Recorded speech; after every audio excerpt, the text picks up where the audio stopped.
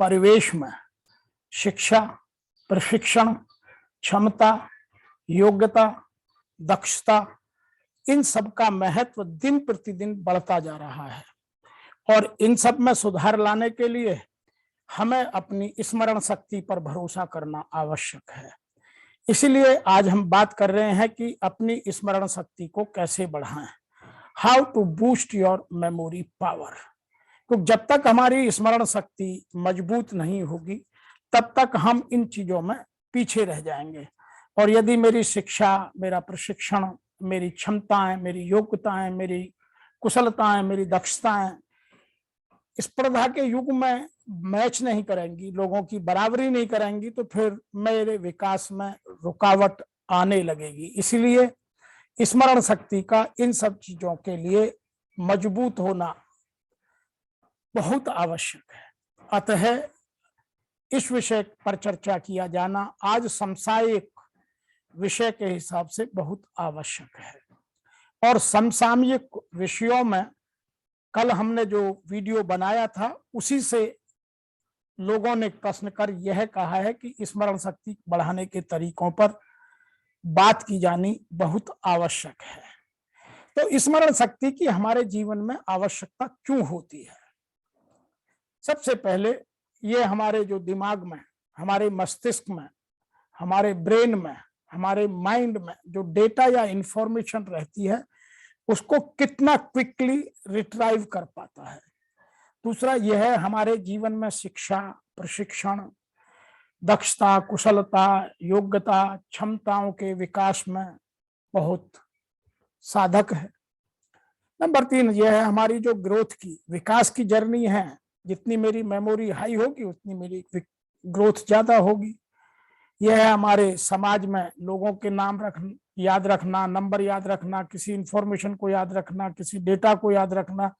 तो इससे मेरे social networking, personal networking, professional networking, सारी नेटवर्किंग इससे इंप्रूव होती है, समय की बचत होती है।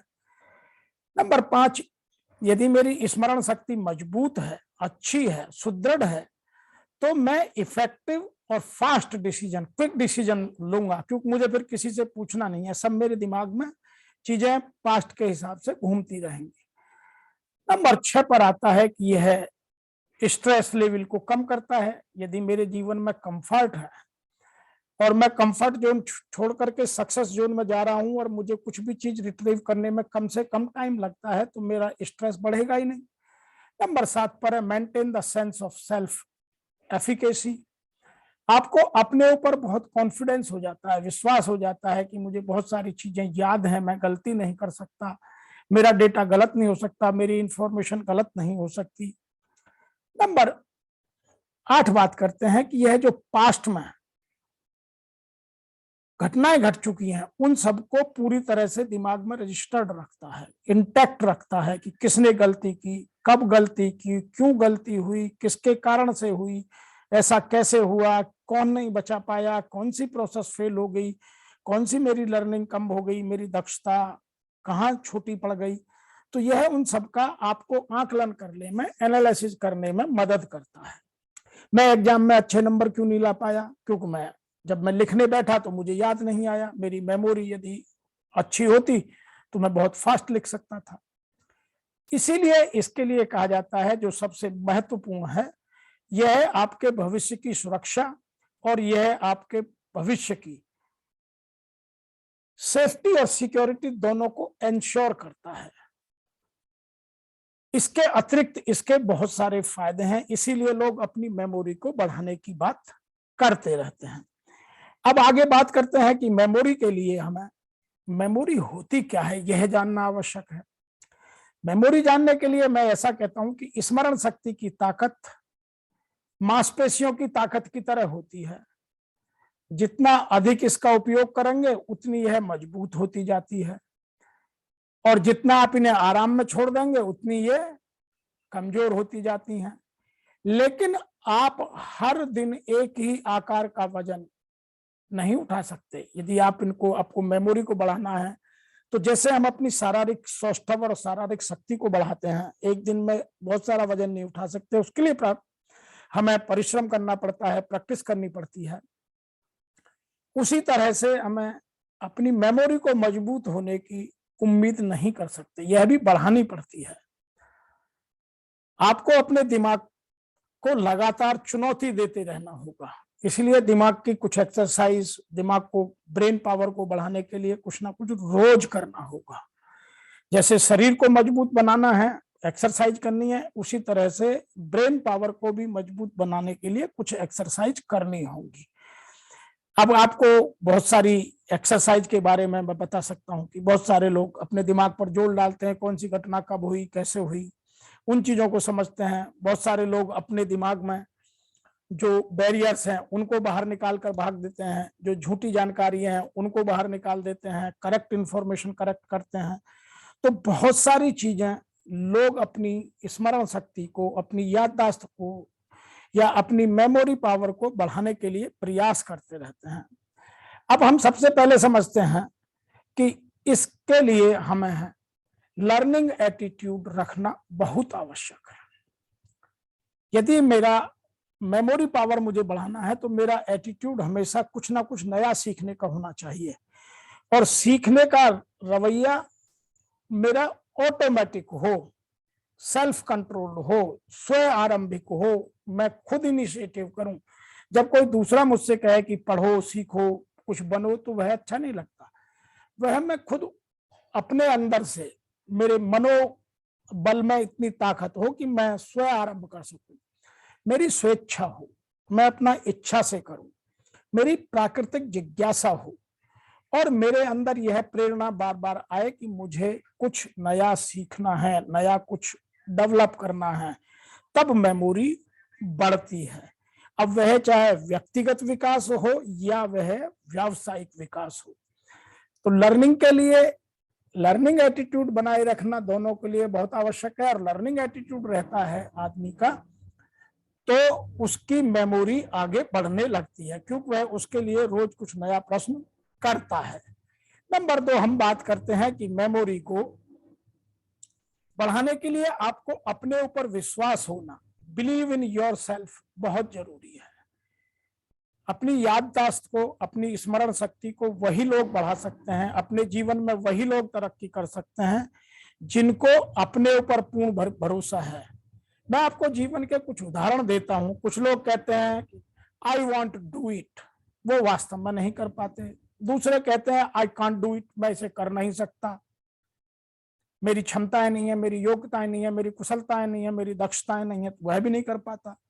तीसरा व्यक्ति कहता है I want to do it, मैं इसे करना चाहता हूं, तो वह सीखने का एटीट्यूड मूड में आया। फिर वह क्वेश्चन करेगा हाउ टू डू इट, वह लर्न करेगा, वहां उसकी स्मरण शक्ति की, वहां उसकी मेमोरी पावर की आवश्यकता से हम आगे चलते हैं। तो यह वह व्यक्ति कर सकता है जो अपने ऊपर बिलीव कर सकता है, yes I can do it. Then उसके बाद वह सीखता है कि मैं इसके लिए क्या क्या ट्राई करूं, मैं कैसे करूं, और जब वह सब सीख लेता है, मेमोरी पावर को बढ़ा लेता है, तो वह उसको आई विल डू इट, मैं इसे करूंगा, और अंत में वो कहता आई डिड इट। तो वह लोगों के लिए सरप्राइज होता है। तो मेमोरी पावर बढ़ाने के लिए भी, जैसे एक ओलंपिक में खिलाड़ी को जीतने के लिए अपनी प्रैक्टिस रेगुलर करनी है, उसी तरह से अपनी मेमोरी को बढ़ाने के लिए भी हमें रोजाना मेहनत करनी है और अपने पर बिलीव रखना है, विश्वास रखना है कि मैं मेमोरी को बढ़ा सकता हूं। नंबर 3, हम बात करते हैं use your all senses. Focused and concentrated जो लोग होते हैं और अपने 5 इंद्रियों को और उनके साथ साथ जो कर्मेंद्रियों के फंक्शंस हैं उनको यदि एक साथ लगाते हैं तो मेमोरी पावर बहुत तेजी से बढ़ती है। और यदि हम किसी एक चीज से ही काम चलाते हैं तो फिर हमारी मेमोरी बहुत घट जाती है। जैसे हम दिन भर में बहुत कुछ चीज देखते हैं लेकिन उसको ना सुनकर महसूस करते हैं, ना उसको किसी तरह से कनेक्ट करते हैं और सेंसेस से, तो भूल जाते हैं। लेकिन जिन चीजों को हम 5 सेंसों से, चाहे वो विजन हो, हियरिंग हो, स्मेल हो, टेस्ट हो, टच हो, इन सबके कॉम्बिनेशन से किसी चीज को कंसंट्रेट करके फोकस्ड अप्रोच करके सीखते हैं तो वह मेमोरी में पक्का चला जाता है, फिर उसको भूलने की संभावना बहुत कम रहती है। इसीलिए मेमोरी बढ़ाने के लिए हमें सदैव अपने पांचों सेंसेस का प्रयोग करना बहुत आवश्यक है, तभी लोग अपनी मेमोरी के लेवल को बहुत बढ़ाते हैं। नंबर 4 पर हम आते हैं कि ट्रेन योर ब्रेन। हम अपने माइंड को बड़ा करने के लिए रोजाना प्रशिक्षण दें, क्योंकि जिस तरह से हम अपने लिए बॉडी को ठीक करने के लिए, अपने रूप रंग को अच्छे निखारने के लिए प्रशिक्षित होते हैं, अपनी एजुकेशन को बढ़ाने के लिए प्रशिक्षित होते हैं, उसी तरह से हमें अपने माइंड की पावर को या अपनी ब्रेन पावर को भी बढ़ाने के लिए ट्रेन करना पड़ेगा। हमें क्या क्या करना है यह समझने का विषय है। सबसे पहले रेडी एवरी डे। हम अपनी ब्रेन पावर को बढ़ाने के लिए रोजाना अपने आप पे भरोसा करें और अपने आप रोजाना तैयार रहें, हर क्षण तैयार रहें। इसके लिए कभी कोई सोचने की या आगे पीछे करने की आवश्यकता नहीं है।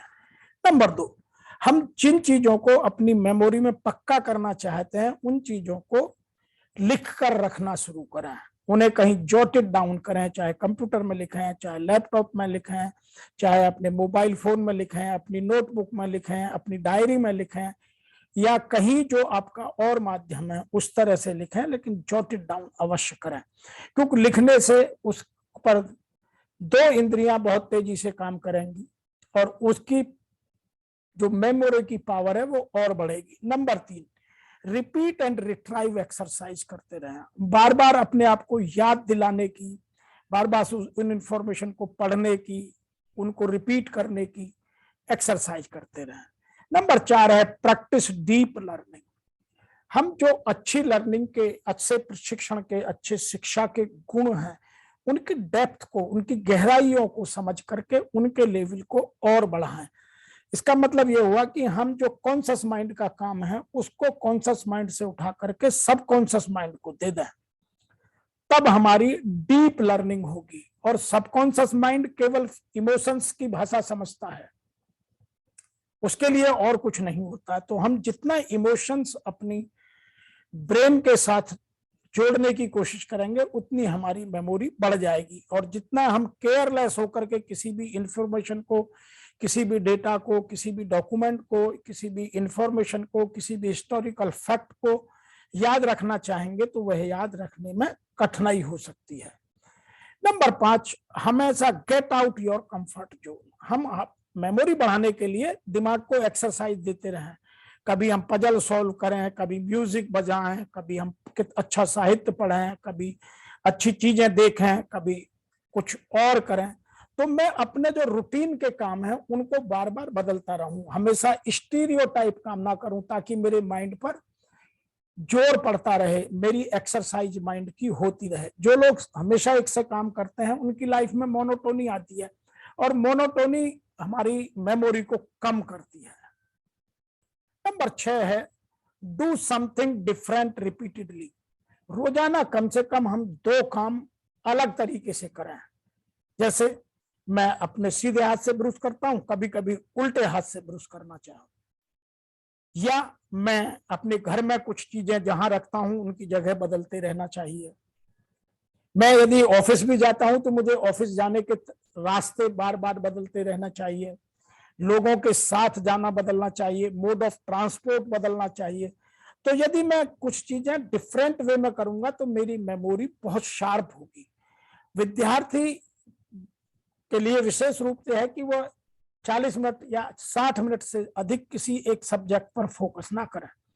वह 40 मिनट एक साइंस पढ़ सकते हैं, मैथ पढ़ सकते हैं, फिजिक्स पढ़ सकते हैं, केमिस्ट्री पढ़ सकते हैं, बायो पढ़ सकते हैं, कॉमर्स पढ़ सकते हैं, हिस्ट्री पढ़ सकते हैं, जो जिसका सब्जेक्ट है, लेकिन बहुत देर तक एक ही सब्जेक्ट को नहीं पढ़ें, क्योंकि वो है फिर माइंड को कुछ और दिशा में ले जाती है और मेमोरी में जाने में कठिनाई करती है। इसीलिए हम कुछ चीजें बदलते रहें। इसीलिए विद्यार्थियों के लिए यह आवश्यक है कि वह बहुत लंबे समय तक एक सब्जेक्ट को एक ही तरीके से पढ़ने के मूड में ना रखें। अब हम बात करते हैं नंबर 5। नंबर 5 पर आता है कि try acronyms, abbreviations and mnemonics.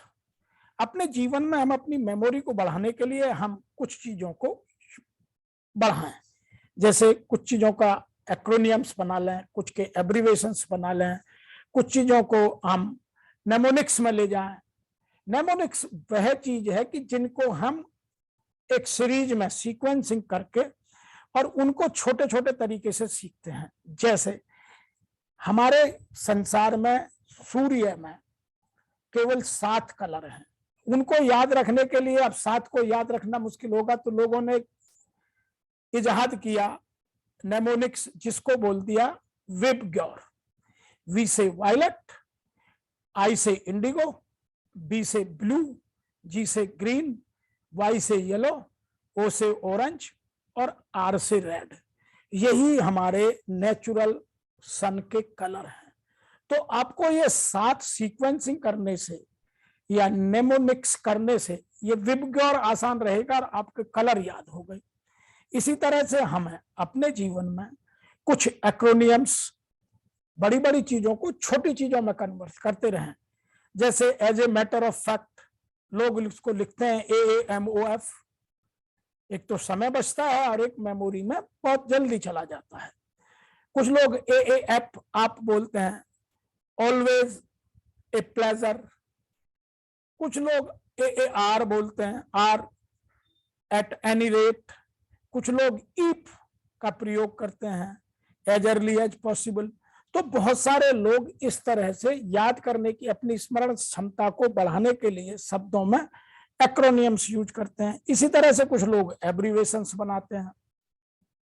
जैसे ये शब्द है as far as I know, short में लोग इसको AFAIK लिखते हैं। कुछ लोग BC लिखते हैं। BC का मतलब है बिकॉज। शॉर्ट में आजकल यदि मैं देखूं तो जो स्टूडेंट हैं उनके लिखने की भाषा, जब वो इंटरनेट पर लिखते हैं तो कुछ और तरीके से लिखते हैं, जब एग्जाम में लिखते हैं तो किसी और तरीके से लिखते हैं।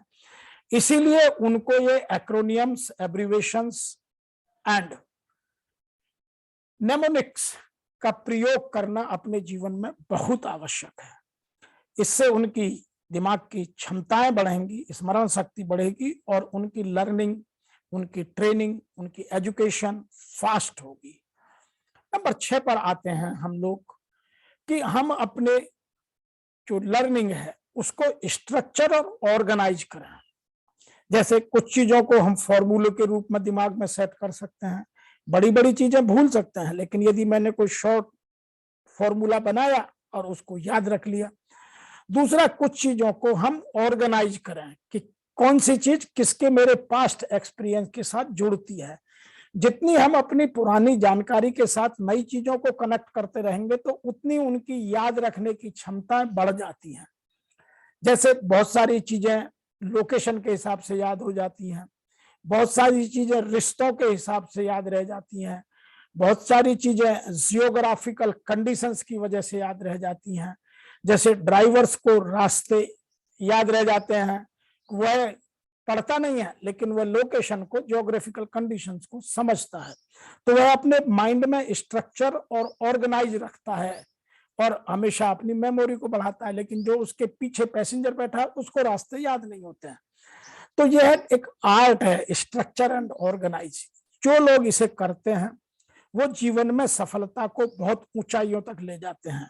विशेष रूप से मैं विद्यार्थियों से या यंग एग्जीक्यूटिव से यह निवेदन करूंगा कि वह अपने थॉट प्रोसेस को स्ट्रक्चर और ऑर्गेनाइज कर अपनी मेमोरी पावर को अवश्य बढ़ाएं। नंबर 7 पर हम बात करते हैं साउंड एंड शेड्यूल्ड स्लीप। जीवन में अच्छी मेमोरी के लिए रोजाना निश्चित समय पर गहरी नींद सोना। वैसे तो अच्छी मेमोरी के लिए ये कहा जाता है early to bed, early to rise makes a man healthy, wealthy and wise. तो आप अपनी शेड्यूल बनाइए, वह आज की परिस्थितियों में आगे पीछे भी हो सकता है, जिसको जो शेड्यूल शूट करता है उस शेड्यूल को बनाए और रोजाना कोशिश करे उसी शेड्यूल में साउंड स्लीप में सोए। जिनकी नींद बार बार टूटती है, जो बार बार उठते हैं, जो फोन से डिस्टर्ब होते हैं या जो सोने से पहले बहुत ज्यादा आंख गड़ाकर कंप्यूटर पर, लैपटॉप पर या अपनी मोबाइल की स्क्रीन पर काम करते हैं, वह कभी साउंड स्लीप में नहीं जा सकते। साउंड स्लीप के लिए हमें यह सब चीजें कम से कम सोने से 1 घंटे पहले छोड़ देनी चाहिए और कोई भी वरी लेकर के नहीं सोना चाहिए। इससे हमारी जो मेमोरी पावर है वह कम होती है।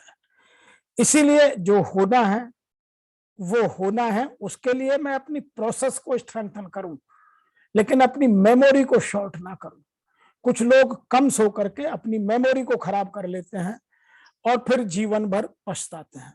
नंबर 8 में बात करूंगा मेमोरी बूस्टर के रूप में, फ्रेश हेल्दी फूड।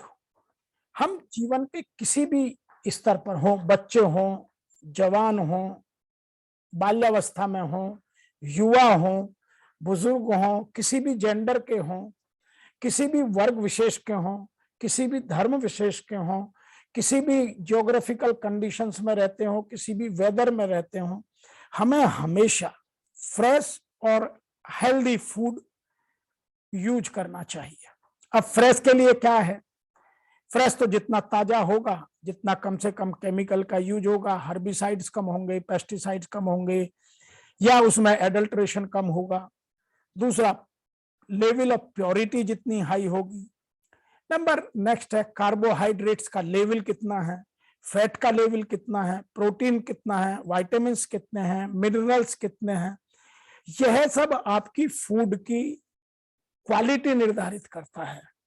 आज वर्तमान में हो क्या गया है कि लोग जो है पौष्टिक खाना पसंद नहीं करते, स्वादिष्ट खाना पसंद करते हैं, क्योंकि उनको जीभ का टेस्ट चाहिए। शरीर को वह कितना आराम पहुंचा रहा है, दिमाग को कितना तेज कर रहा है, बॉडी की आवश्यकता को कितना पूरा कर रहा है, ये नहीं। आज हम अपने स्वास्थ्य के साथ स्वयं खिलवाड़ कर रहे हैं कि मेरी जीभ को कितना टेस्ट आ रहा है। तो विद्यार्थियों से निवेदन है कि वह फ्रेश और हेल्दी फूड का प्रयोग करें। कुछ लोग बार बार यह आक्षेप लगाते हैं कि मेरी फाइनेंशियल कंडीशंस, इकोनॉमिक कंडीशंस बहुत ठीक नहीं है, इसलिए मैं हेल्दी फूड नहीं कर पाता हूं। यह मिथ है। आज शहरों में जिन लोगों पर अधिक पैसे है वो फ्रेश और हेल्दी फूड कम खा रहे हैं, उनकी तुलना में जो गांव में अपने खुले वातावरण में, स्वच्छ वातावरण में ताजा और माँ के हाथ का प्रेम के साथ बना हुआ भोजन ताजा करते हैं।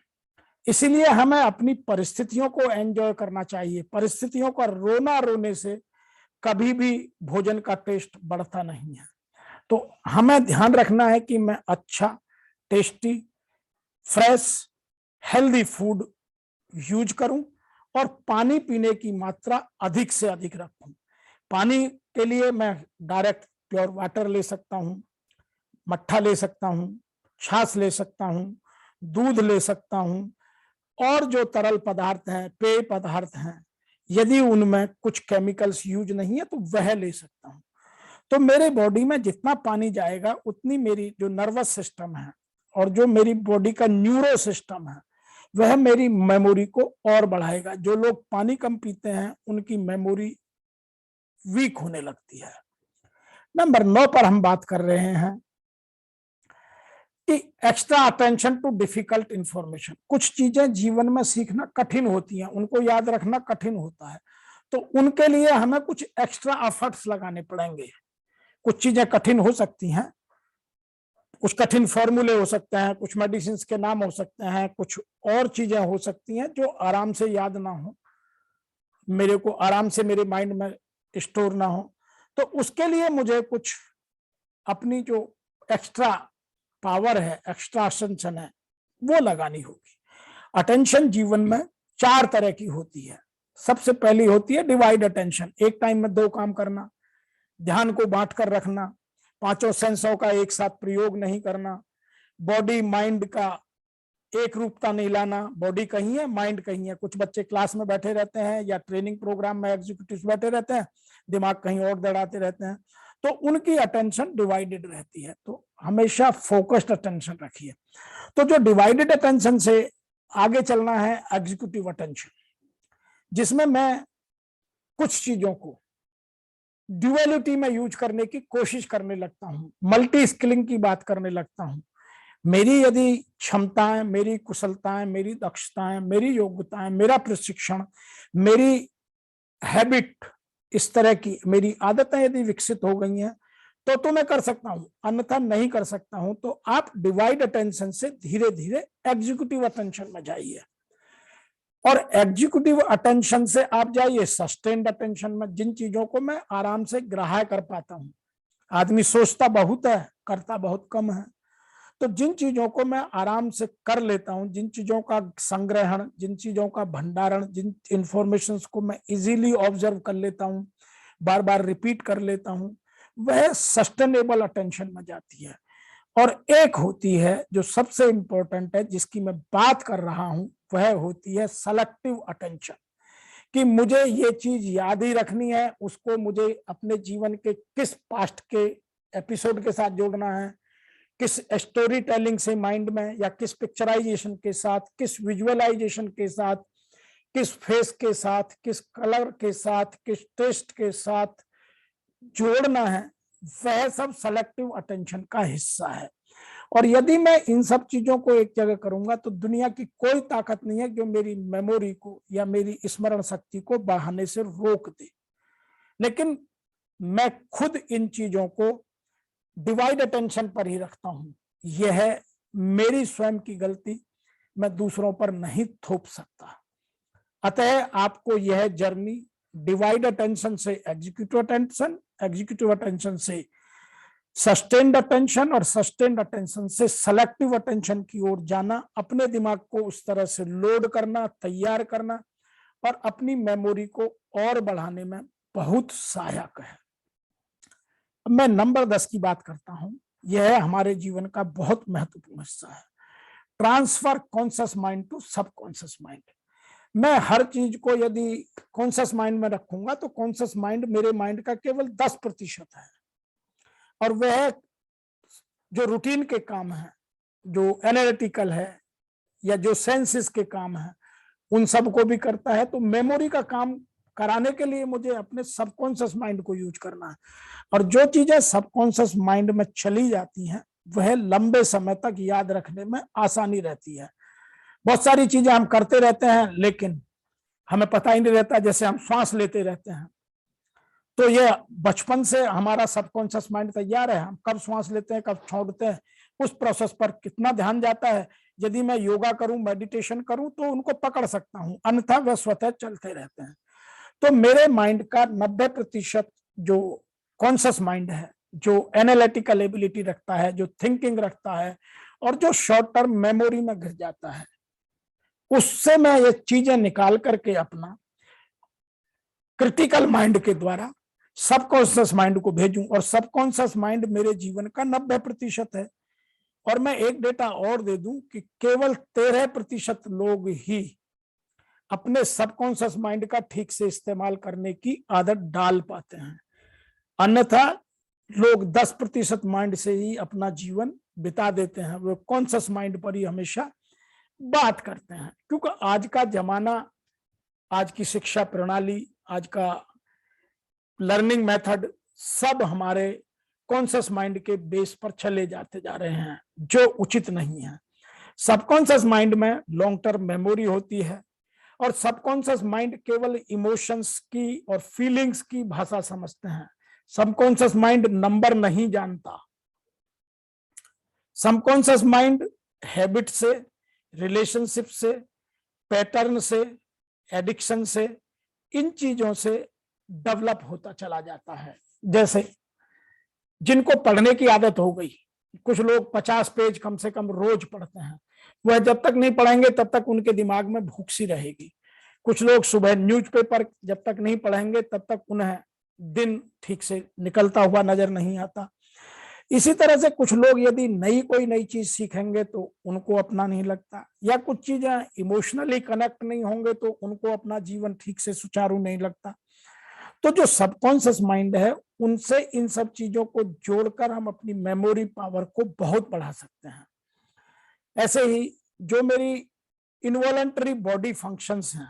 इनवॉलंटरी बॉडी फंक्शंस जो मैंने अभी आपसे बात करी, जैसे सांस लेना है, जैसे मेरी आंतें मेरे भोजन को पचाती हैं, आंखें देखती रहती हैं, कान सुनते रहते हैं, हम कितने कॉन्शियस और सबकॉन्शियस में उनको बांटते हैं, यह हमारी आर्ट पर निर्धारित करता है। इसीलिए हमें इन चीजों को डेवलपमेंटल स्टेज में ले जाकर सबकॉन्शियस माइंड में स्टोर करना आवश्यक है, और उसके लिए हमें एनालिटिकल एबिलिटी से स्पिरिचुअल एबिलिटी तक की यात्रा तय करनी पड़ेगी।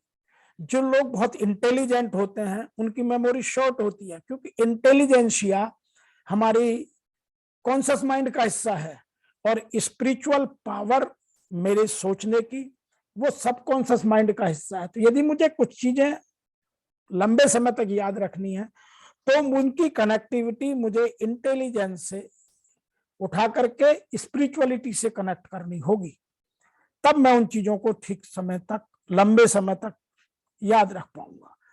और जो इंट्यूशंस हैं, इंट्यूशंस कहाँ से आती हैं? बहुत सारे लोग कहते हैं ये मेरी इंट्यूशन कहती है। इंट्यूशन नहीं कहती है, जो आपने डेटा बचपन से अपने सबकॉन्शियस माइंड में स्टोर करके रखता है उसका एनालिसिस आपका इंट्यूशन में बाहर निकलता है। इसीलिए आपको बहुत सारी चीजें कॉन्शियस माइंड से सबकॉन्शियस माइंड में ट्रांसफर करने की कला को सीखना है, तब आपकी मेमोरी पावर बहुत तेजी से बढ़ती है। अब इसके लिए आपको कुछ चीजें करनी होंगी। मैं आपको यहाँ 10 उदाहरण देता हूं, और यदि आपको लगे कि इसके अलावा और भी है तो बहुत सारे उदाहरण हैं, उनको भी आप यूज कर सकते हैं। सबसे पहला है be willing to see unchangeable change. आप हमेशा वह चेंज देखिए जिसे साधारण लोग नहीं देख पाते हैं। जो लोग साधारण काम नहीं कर पाते, आप उनसे आगे का काम कीजिए, तो आपकी मेमोरी शार्प होगी। Number 2, give yourself permission to be successful. सबसे पहले आप अपने आप को परमिशन दीजिए कि मैं सक्सेसफुल हूंगा, मैं मेमोरी बढ़ाऊंगा। तो यहाँ एक कहावत कहना बहुत जरूरी है, मन के हारे हार है और मन के जीते जीत। पहले आपको अपने मन को इसके लिए परमिशन दे करके, उसको ऑर्डर दे करके, कभी परमिशन देनी होगी, कभी ऑर्डर देना होगा, उसको तैयार करना है कि मुझे ये सब डेटा मेमोरी में फीड करना है। Number 3, don't allow other people's fear to cast shadow और डाउट। अपने मन में दुविधा, अपने मन में शंका, अपने मन में किसी चीज के प्रति दुर्भावना कभी पैदा मत कीजिए, यह मेमोरी को कमजोर कर देती है। जिस चीज पर शंका होगी वह कभी आप याद नहीं रख सकते।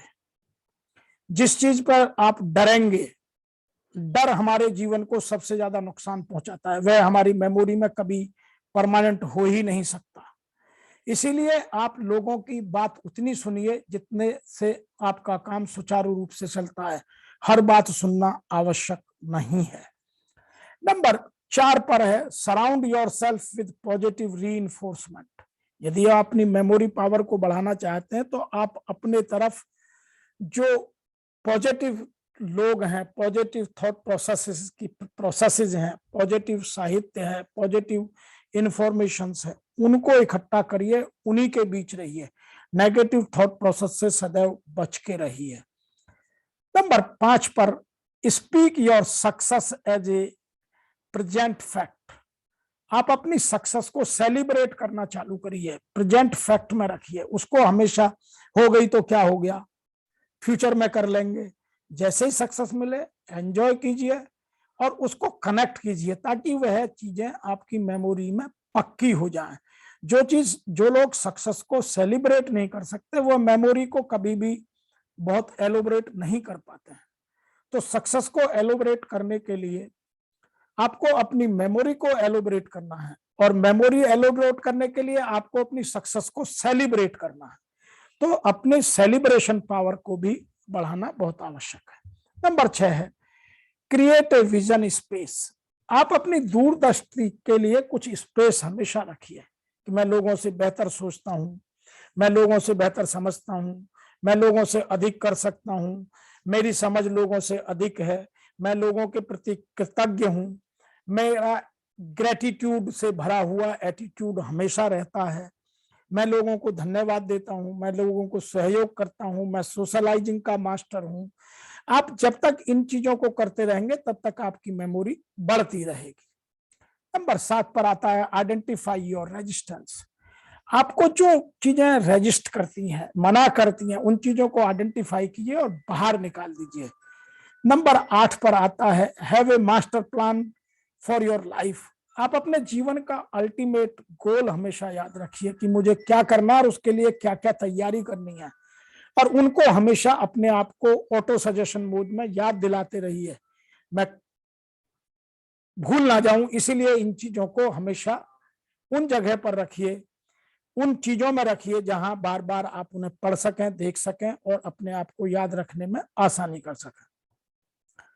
नंबर 9 की बात मैं कर चुका हूं, स्टार्ट ग्रेटिट्यूड जर्नल। हमेशा छोटी छोटी बातों पर लोगों को धन्यवाद दीजिए, लोगों के साथ जुड़िए, कनेक्टिविटी बढ़ाइए, नेचर के साथ जुड़िए, नेचर के कलर का आनंद लीजिए, मौसम का आनंद लीजिए और नेचर के साथ अपने आप को जोड़ करके उन चीजों की कनेक्टिविटी अपने थॉट प्रोसेस में ला करके अपनी याददाश्त को बढ़ाइए।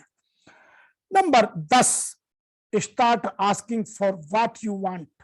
आप अपने आप से रोज यह पूछिए कि मैं अल्टीमेटली चाहता क्या हूं, मैं अपने लक्ष्य से कितनी दूर हूं, मैं इतनी लक्ष्य से दूर क्यों हूं।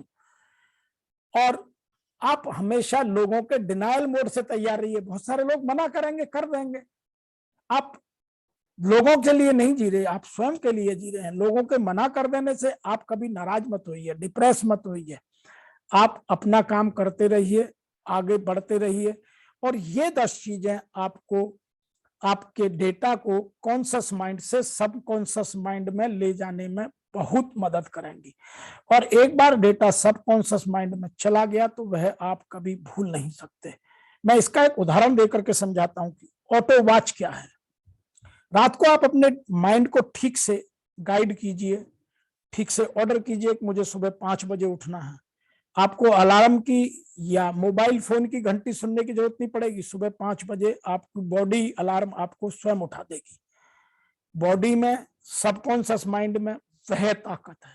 तो आप अपने सबकॉन्शियस माइंड की ताकत को पहचानिए, सबकॉन्शियस माइंड को यूज कीजिए, अपनी मेमोरी को बढ़ाइए। मैं आज केवल मेमोरी बढ़ाने के इन 10 प्रमुख जो कलाएं हैं उन पर ही बात करूंगा, जो मेथड है उन पर बात करूंगा। और बहुत सारे साधन हैं जो आपको सूट करते हो वह आप छांट सकते हैं। आज के इस वीडियो में इतना ही। मैं उम्मीद करता हूं कि आपको आपका मेरा वीडियो अच्छा लगा होगा। आप मेरे चैनल को सब्सक्राइब करें, बेल आइकॉन दबा कर यह सुनिश्चित करें कि इस तरह के वीडियो आपको आपकी उन्नति के लिए, आपकी शिक्षा के लिए, आपके ज्ञान की वृद्धि के लिए मिलते रहें। और आप